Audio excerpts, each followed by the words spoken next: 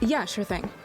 Hey, you sold that car yet? Yeah, sold it to Carvana. Oh, I thought you were selling to that guy. The guy who wanted to pay me in foreign currency, no interest, over 36 months?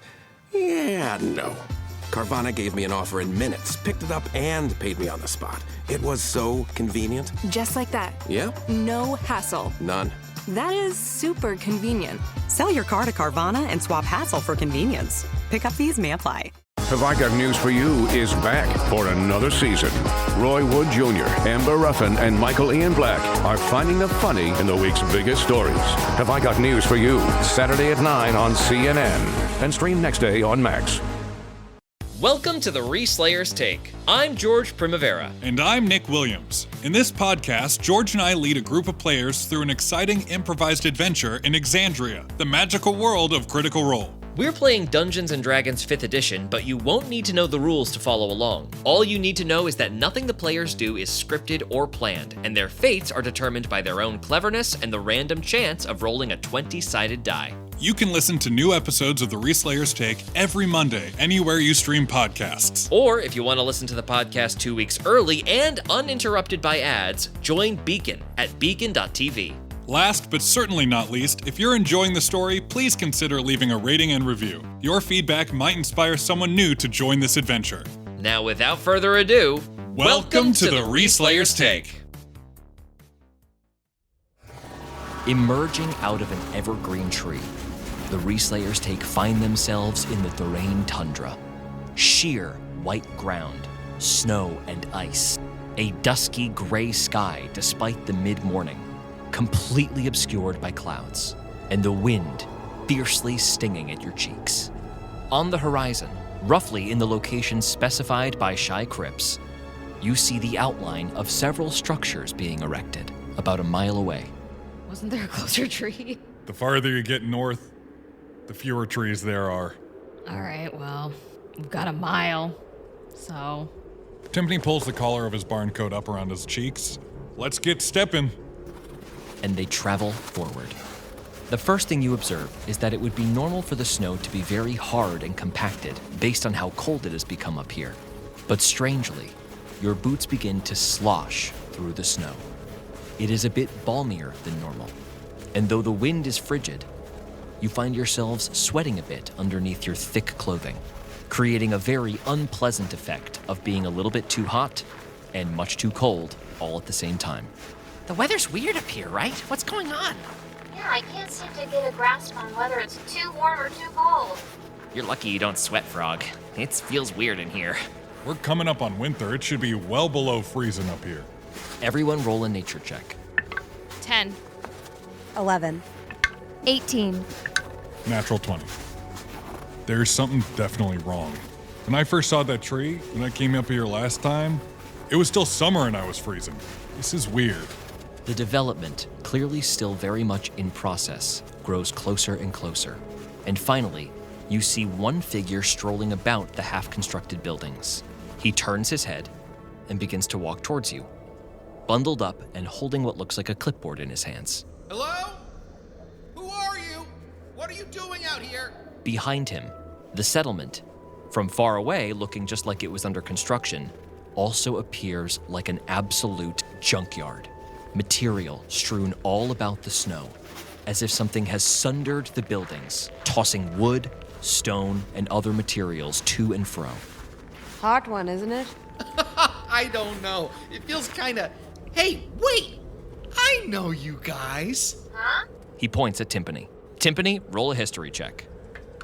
6. I have no idea what you're talking about. What's your name? You don't remember me? Derek! Oh, the site manager, Derek. Yes, that is what I do now. Work for Mr. Cripps as a site manager. But I was in Himblewood with the Cube. I was an accountant looking for a change. You remember me? I'm Derek. Sorry, bud. It's not ringing any bells over here. Ah, well, that's fine, I guess. Well, what are you guys doing here? Did Mr. Cripps send you? Yes. We're here to help you with this situation. We're in trouble up here. I've been tending to the village pretty much by myself since all the workers fled, and I feel like I've been going crazy. Seeing stuff in the snow, hearing stuff. I've been very alone. Where are all the other developers? They ran after the last attack. How many attacks have there been? 12 attacks this week. We're sort of in a bit of a turnover at the moment. Everyone quits, and then we hire a bunch of new workers, and everyone quits, and so on. Oh, but don't tell anyone about that. Mr. Cripps would be super mad if he knew I said that. Farah whispers to Frog, write that in your notebook. You got it. Frog quickly scribbles. Yeah, we won't tell anyone. Anyways, it comes at night, so we have about another 7 or 8 hours before we're in Trouble Town. Now, I've got a little hill that I like to hide in, and it doesn't follow me there, but man, does it love to rampage through the development. What does it look like exactly? 2 huge antlers, razor-sharp feet, and big fiery green eyes. It's a sight. It's a sight for sure. Farah turns to the team. I think it's one of those apex spirits. You mean like the bear? Oh, Tiffany, did the bear have glowing green eyes? No, but, I definitely wasn't a threat to it, so it looked pretty normal from where I was standing. Just really, really big. You said 12 times in 1 week, so it comes pretty regularly? Yeah, like twice a night. After the 4th wave of workers, it really stepped up its rampages. What exactly are you guys building up here? Condos. Little 2-floor vacation homes for people from Vasselheim. It was condos and recreational resort. Oh, yeah, the recreational resort. Well, that thing has really gone to town on that part of the development. You see a massive, flat, destroyed area of this tundra that much of the destroyed wood is gathered around. Remembering Hira and Timpani's concern while visiting Professor Alexander Parade and his mining of the mountain, Farah thinks back on all the times they fought something that wasn't fueled by the original monster's own rage. Roll an Arcana check with advantage. 21. Farah, you recall the Eidolon jellyfish phenomena. Hundreds of these tiny little Eidolons moving out of the Demethor Valley, back over the mountain. At the moment, it was simply a beautiful sight. But now, with the knowledge that Eidolons are guardian spirits, protecting nature, this mass movement is strange and perhaps even slightly ominous. I think nature's mad. I mean, look at this development. It's not supposed to be here. I'm sorry, I'm confused. You guys are planning on killing that thing, right? Sure. Good. Good. Show us this hidey hole you go to. Oh, yeah, it's the big hill right over there. Let's go over there and we can examine the creature and find out the best way to lay a trap to kill it. Great, sounds good to me. Yeah, let's go. Derek begins to lead you up an incline. Not quite a mountain, but more of a large hill in the middle of this tundra. There is a lone tent at the top. Welcome to Fort Derek. Hira slinks into the tent and cracks open the druidic book. Oh, that's actually my tent? Farah follows. So, I really need that money, but I also really don't think we're supposed to kill this thing, because it's I owe a lot of money to someone, and it would really help. I did not know that. Yeah, I might have gambled some money I didn't have. Honestly, at this point, I don't really know, because there was interest. It's not important. It's not going to get back to us. It's not? When did you come in? I saw you guys take the book, and I thought I'd just see what you guys were doing, and I caught the tail end of that. I'm really sorry. I know I wasn't supposed to. I forgot it already. I forgot it. From the other side of the tent, you see Timpani's shadow silhouette. Yeah, I'm really sorry. Fort Derek is not soundproof. I'm here too, just in case you wanted to know. Okay, anyway, long story short, I need the money, but I also don't feel good about killing this thing if it is an Eidolon, so, discuss. If this is one of the apex spirits, we really, really can't kill it. I mean, I don't know what would happen, but it cannot be good. No, that's what I'm saying. I don't want to kill it. I just want to pretend like we did so we still get the money. And also, the ship would be really cool. There might be another solution. Hira sadly reaches for the coin pouch on her belt, pulls out her big, beautiful ruby, looks at it dolefully, and then without looking, shoves it into Farah's chest. I don't feel right taking that. The only reason I give you a hard time for being old is because I respect you and you always help me, and just take it and shut up. Farah takes it, pockets it, and gives a grateful nod to Hira, the only emotion she's willing to show. even though she's very touched. I want to wrap this up quick because I think Derek's coming back from doing his business in that bush down the hill there. But that carpet's probably worth a lot of money if you want to sell it. Yeah, and I gave you all of my Pumont money this month, but it happens every month. He has a whole bunch of cousins he sends money to. I don't know how well his business is, but it must be big. Are you a first cousin? Nope. I thought of something. Didn't you mention something about how the Eidolons can be very dangerous? Well, the apex Eidolons, right? She looks to Hira and Timpani. Going off just my encounter with the bear, it wasn't dangerous to me as long as I was leaving it alone. To be clear, I refuse to do any harm to this creature. There might be a way for us to pacify it. Part of me thinks that pacifying it would be to get rid of this development, because you said the Eidolons leave you alone if you do. I feel like it's not being left alone. Hey, Derek. What? Yeah, sorry, what's up? Were there I don't know, like trees and stuff here before you start putting condos up? Oh yeah, we clear cut all of those first thing, and there were also these big rocks with like runes or something on them. We ripped those right out and dumped them outside of the site. Timpani zips the tent back down. So yeah, I think you might be onto something here. This was its home. Hira looks for anything concerning runes in the book. Roll an investigation check with advantage. Dirty 20. Hira, as your eyes glow red, scanning the druidic text, you find a section on ritualistic ceremonial sites where the Eidolons make their home. Hira, as you scan through the book, you notice something you didn't notice before. One of the last pages is ripped out. The text leading up to the page that is ripped out speculates what would happen if the Eidolons were removed from Issylra. How's Fort Derek treating you guys? Any room in there for Yeah, Derek, we're just gonna need a few minutes, okay, bud? All right. Okay, so this Shycrips guy sucks, and I regret saying he was cool, because he's kind of the worst. Yeah, I've seen a lot of Shy Crips type guys. They got no regard for the beautiful things in this world. All they care about is their bottom line. Hira frowns. I'm assuming you don't know how to just grow a whole forest. You could probably do like one tree or two trees, but can you like do a whole forest? It could take a little bit. Timpani points down to the ground and casts Druidcraft, and one single daisy pops out of the snow. Oh, that's very good. The daisy instantly freezes. Whoop. Wild bitch. We can't remake what, according to this book, is this Eidolon's home. But maybe we can find the runic stones that Derek, in his infinite wisdom, ripped out of the ground and threw in the garbage.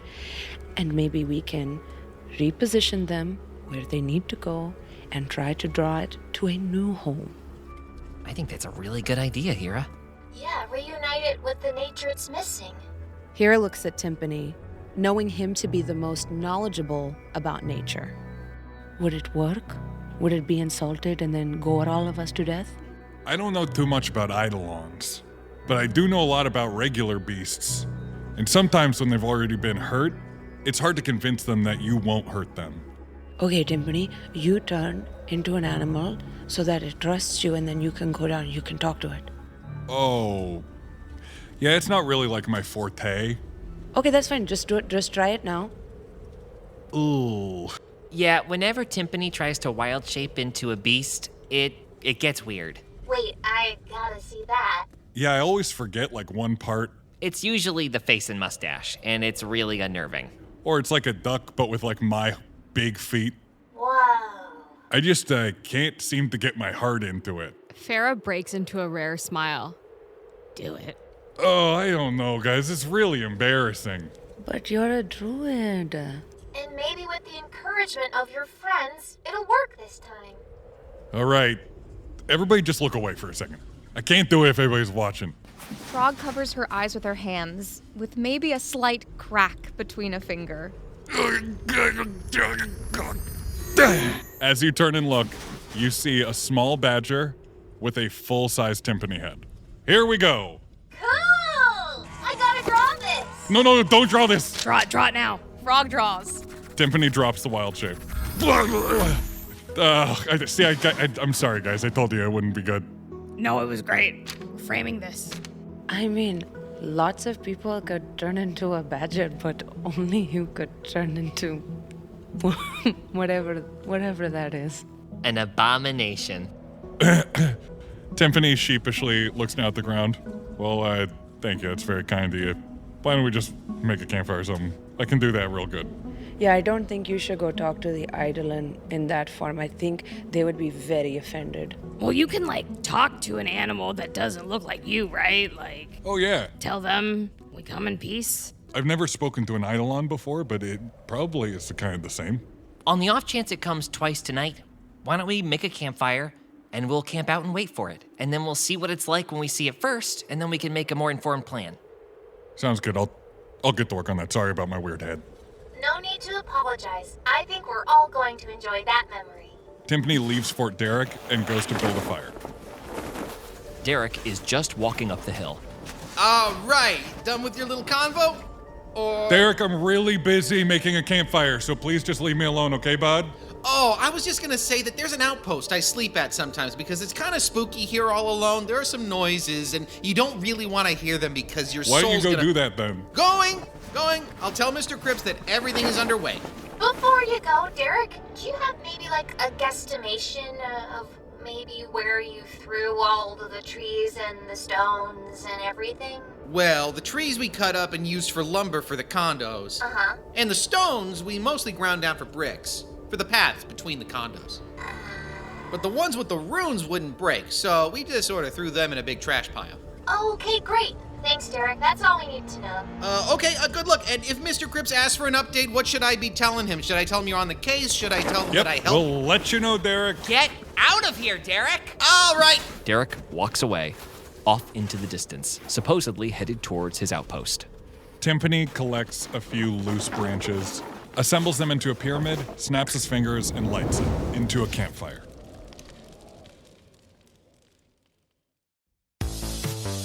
And now for a brief intermission.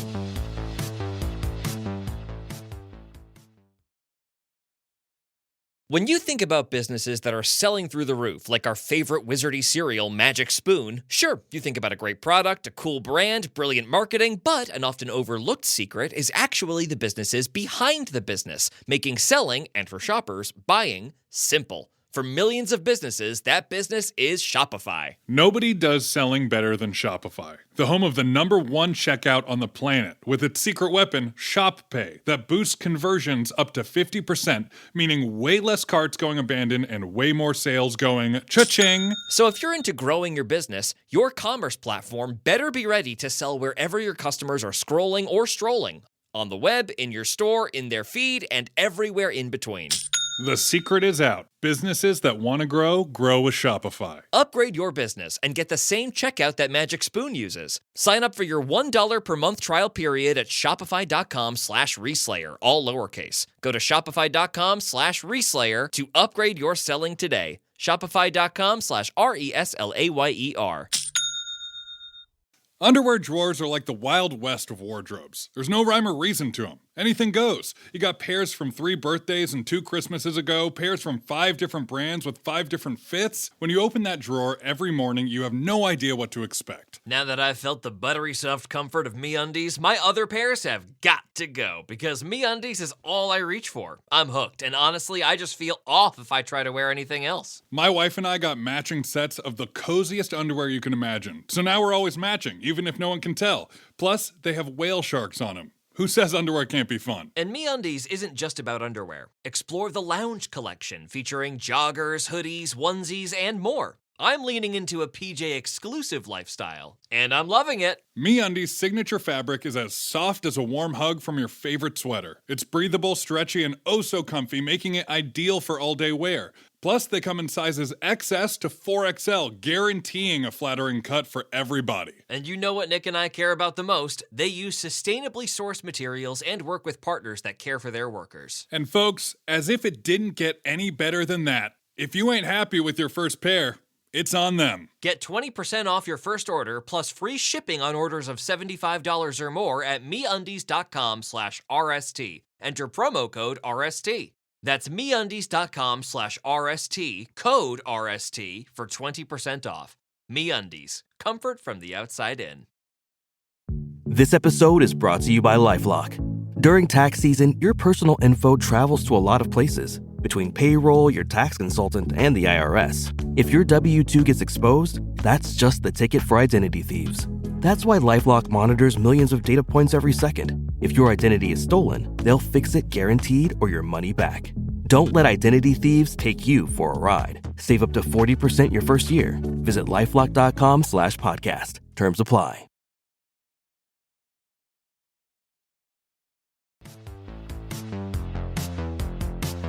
Now back to the show. Time passes as the Reslayers gather up around the campfire, warming themselves. I think a couple of us should go check out those runes, see if we get any information. Yeah. Probably Hira, because you can read languages. You just don't want to walk down the mountain again. Yes. But you also shouldn't go alone, but... Hira pulls her hood up and becomes almost one with the snow. Oh, that's new. Whoa! What an amazing trick. Looks good on you, Hira. Nice. Thanks, Boogs. You want me to come with you? I don't want to cramp your style. I know you're all camouflaged out there. No, I actually think you could probably fit under here. Yeah, that works. I'll just hang onto your back. This is the only time you will ever get a piggyback, Boogs. That's what you say now. And Hira and Poogs head towards the stones. Meanwhile, Farah, Frog, and Timpani all stare out at the development, waiting for the Eidolon's approach as it gets darker and darker. Okay, so now that you've done one drawing of my embarrassing wild shape, like, I feel like I could maybe do better. Oh, like maybe... Like if I go over there and I do a wild shape and it's good, will you draw that one and then maybe throw the bad one into the fire? Sure, Timpani. Frog, roll a deception check. 12. Okay, well, I guess you could hold on to it just for like private use. Yeah, it's just that, you see, as someone who is in search of knowledge and information, it's just important that I keep a hold on the things that I find and learn. That's fair, that's really fair. Okay, all right, come draw me. I promise it'll be better. Okay, I'm ready. Timpani takes a few steps over the hill and tries again. Timpani attempts to transform into a moose, and mostly does so, except for all 4 legs, which remain very furbolg in origin. Draw it before he notices. As Frog goes about sketching, Farah, make a perception check. Natural 1. Farah, a couple of times you feel like you hear something musical on the wind, but as you turn your head to investigate, notice nothing. And then all of a sudden, after a few minutes of ignoring this strange sensation, you feel something light thunk into the back of your head. Ah! Farah turns to see what it was. There is a small, crumpled up piece of paper, wet like a spitball, that is caught in your hair. Fitzwaggle! Farah angrily opens the crumpled up piece of paper. The crumpled up piece of paper reads, The old Dr. Fitzwackle Funtastic Pharmacy Express could only get to the tree line. It's slushy as heck out there. Come find me. I realized I may have messed up the gold count. Darn right you did. I'll be back. Farah trudges off. Timpani looks up with a moose head. Oh! Yeah, I'll be careful. Yeah, just reach out on the earpieces if you need anything. Farah throws a thumbs up behind her. Farah begins to descend the hilltop, heading back towards the tree line. Make a survival check to avoid getting lost in the tundra. 13. Farah moves slowly and carefully, making sure she doesn't get lost, and finally makes her way to the tree line where she sees a massive wooden caravan set between 2 big pine trees. Dr. Fitzwaggle's Funtastic Pharmacy Express is open and ready for business. From within, you hear a thrumming yet subdued beat emanating from the caravan. Fitzwaggle! Huh? Fitzwaggle pops up from inside the wagon. Ah, Farah, my favorite tester. Get on over here. Farah stays a healthy distance away. Am I your only tester? Yes, you are the only one who has ever tested my potions. I'm gonna need more money then. I realized that I messed up the count before. I'm not very good with numbers. You've helped me every single time count them. and I appreciate that. So this time, I'll count them out in front of you. Okay, there were only 5 gold pieces in the last order. Hot dang, I messed it up big. Let me remedy that. Dr. Fitzwaggle empties out a bunch of gold onto the counter and begins counting them out. It appears to be about 30 gold pieces. Not enough, Fitzwaggle. All right, well, let me see. He takes off his little bowler cap and taps it, and several more gold pieces fall out. Totaling 40. Not enough, Fitzwaggle. Well, let me see. He takes off his boot, gives it a little tap, a few gold pieces. Totaling 43. Almost. Ear, 2 more gold pieces. Perfect. I didn't get a chance to try out the fire barf. Well, that's all right. Heldwell's mansion seemed pretty hard just by itself. What are you talking about? Now, don't be mad. I am already. Before I say anything else, just remember that just a little bit ago you made the distinction that there are both good ghosts and bad ghosts. Are you a ghost? Farah, looking down at your crossbow, it is lit up and activated. Dr. Fitzwaggle takes his little bowler hat off and holds it, sheepishly.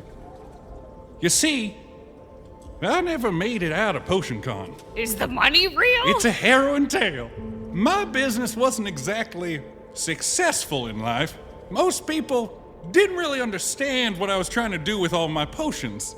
If you ask me, every single one's a work of art. But to most people, they were just a little too weird. Old Jasmine gave me the worst position for my stall during PotionCon. I was right on the outskirt and the first one to get snatched up by that cloud. It ate me up real good. Relieved of my mortal coil, in a haste, I dove my spirit into Dr. Fitzwaggle's patented all-purpose pheromones. And when you picked it up in Josquin's house, well, I was freed. But I do have some unfinished business to take care of. I need to test every single last one of my potions before I can pass on. And because you're the one who found my all-purpose pheromone, you're the only one who can see me or help me. But I promise, that's not all. The gold is real, just as real as my potions. Farah takes a bite of one of the coins. It bends and is truly a gold coin. I can manifest just about anything I had in life. I wasn't wildly successful, but I made a good little nest egg. So along with all my potions, I'll keep paying your stipend. I've been with you every step of the journey, you see. I'm sort of bound to you, I guess. I don't know exactly how it works, but I promise I don't mean you any harm. If you were bound to me, why did I have to walk all the way here? Well, that was more for your benefit. I didn't want them to see you talking to nobody. I'm a ghost, remember? Farah's eye twitches with the realization that she can't shake this guy. And I don't mean to be annoying or anything. Too late. That's fair enough. But I'm sort of always with you. And so I've watched you do your research, and I think I could actually help with that. Explain. I'm bound to you, but I don't have to stay with you if you tell me not to. As long as I'm bound to one of my worldly possessions, you can leave me in a place. I could be in your apartment. I could be working on that research. I saw you bring in that black powder. I've worked with that before. What do you think's in the lava bar? And I hate to do this, but I did say I got the idea for the lava bar from the magma land shark, and you didn't tell me about that. I was trying to give you little hints, but I was afraid you'd kill me. Farah's fist clenches, angry that she missed that bit of information. You're not gonna kill me now, are you? You wouldn't kill old Dr. Fitzwaggle. You're already dead. Yeah, but you've been slaying stuff all over town that's been dead. No, I won't kill you. That's good, because I had another idea too. Dr. Fitzwaggle holds up a big duffel bag and shakes it around. You hear a lot of glass. I don't know what's in here. I just pulled them out at random. But if I am tied to you and not doing research, I can help you when you get into a scrap. I mean, they'll be random because they are very unlabeled. But they are all Dr. Fitzwaggle's works of art.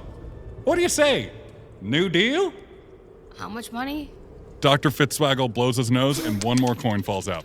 That's the last one. Okay, here's the thing. Yes, I'll take you up on this offer, but there's nothing of yours that's currently in my apartment. Until I get back to Vasselheim, can you keep an eye out for someone on the ethereal plane? Oh yeah, I'll see him coming a mile away. Exactly 1 mile. If you see a human with a glowing green lantern, you come straight to me and you let me know he's on his way. You got it. Dr. Fitzwaggle spits into his palm. What do you say? Shake on it? Yeah, fine. Spit in the hand, otherwise it ain't official. Dr. Fitzwaggle extends his spit-laden hand. Farah extends hers. Hot diggity dog, it's a deal. Dr. Fitzwaggle! Hira and Poogs move across the Thorain Tundra, about 500 feet from the development being constructed by Shy Crypt's skyships. And as Hira and Poogs move away from it, it grays out, blocked by a flurry of snow that begins to fall from the sky. Poogs speaks out from under Hira's elven outer cloak. Do you see him anywhere? Hira scans the area around them. Roll a perception check with advantage, as Poogs also takes a look out from underneath the hood. 11. It is a pure white landscape. There are several bumps in the snow, but it is difficult to discern them, and there are no obvious signs of the runic stones. Hira moves over to one of the lumps in the snow and carefully brushes the slurry aside. The slurry loosely is shifted aside, but as Hira digs deeper, there is no stone underneath. Poogs gets off of her shoulders to help. Okay, I think we can probably do this if we just spread out. You start over here, I'll start over here, and we'll meet back in the middle. Does that sound okay? Yeah, that sounds good. Okay. Poogs begins searching himself. As he moves a few feet away from you, Hira, the wind kicks up. Snow blows onto your cheeks. And as you look up, seeing how the weather has changed, a pair of red glowing eyes appears about 50 feet away from you, just slightly too far away to be obviously revealed in the now limited visibility. Uh-oh. You guys are in trouble, huh? Don't you have any other friends to bother? A lot of my focus is on you right now, Hira. Did you tell him how dangerous this would be? Of course I did. Then why aren't you being responsible, Hira? You need me next to you, not him. I have zero wisdom, Guy. I'm not exactly responsible. Another shadow appears next to this bizarro Poogs, also with eyes lit red. Hira! You could have all of us at your beck and call. Hira tries to ignore them and continues looking for the stones with the runes on them. Make a perception check. 17. As you turn away, attempting to ignore the visions, you move to a larger pile of snow, scrape into it, and find gray slate rock underneath. As you brush more snow away, there are deep carvings in the gray stone, etched black. The symbols are clearly druidic in origin. Hira focuses on them, trying to remember if she's seen them in the book. Roll a history check. 19. These symbols are certainly familiar from the Eidolon tome. Thinking back on your time reading the tome, you are able to loosely translate what they might mean. Home or den. Hira calls over to Poogs. I think this is it. Okay, great. I think I found one over here, too. We'll have to carry them one at a time. Okay, great. Everything okay? Yeah. It's fine. Well, it's not, but there's not really anything we can do about it right now. Poogs cannot see, but Hira is framed by the silhouettes of this darker version of Poogs, freaks of the Wrathful, and a horde of goblins, shapeless in the growing fog. Well, let's take this one. I remember where that other one is, and then we can keep looking. We should mark it, in case the snow covers it. Do you have a flag or something? No, I don't think so. Here. Poogs reaches under his warmer barn coat, takes off his vest, and begins to rip it into pieces. Okay, I'll go put a little flag out there. Hira takes one of the bells from her horns and ties it at the end of one of the scraps. It'll help us find it in the dark. Great idea. And Poogs runs back to mark the stone. All right. Well, if you don't want our help, we'll let you handle this one on your own for now. In a moment of weakness, Hira looks over her shoulder finally. She shifts nervously from one boot to the other, still avoiding their direct gaze. You know, I assume the whole people living and dying is probably pretty important to you. And if there was an individual who was maybe trying to live forever and was maybe trying to harm the guardians who keep such things in balance, I assume it would be in your best interest to make sure that didn't happen. Oh, Hira, you misunderstand. It's really more of a numbers game to me. The weaker this world becomes, the softer its defenses grow, the easier it is to take it for myself. Well, then I'm sure that you probably wouldn't want somebody very powerful and immortal already in charge of it. You're right there, Hira. And that's why we need you. But I think you need to learn a lesson first. And Poogs, Freaks of the Wrathful, and the rest of the illusory goblin horde disappear into the fog. Okay, it's marked. Should we get this one? Yep. I'll take this end, and you take that other one. Honestly, this is very awkward to hold, and we'll make Timpani grab the other ones. Come on. Hira and Poogs begin to move back towards the development site as 1,000 unseen eyes watch them depart.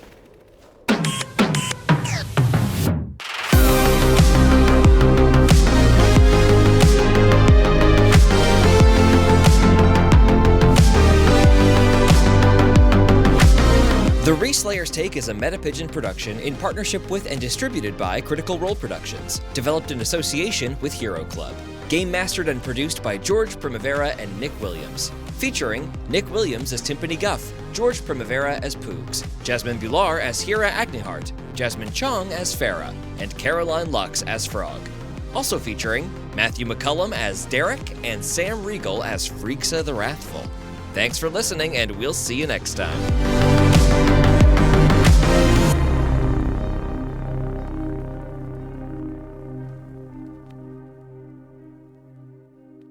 I was trying to give you little hints, but I was afraid you'd kill me. I was afraid you'd kill me. Oh my god.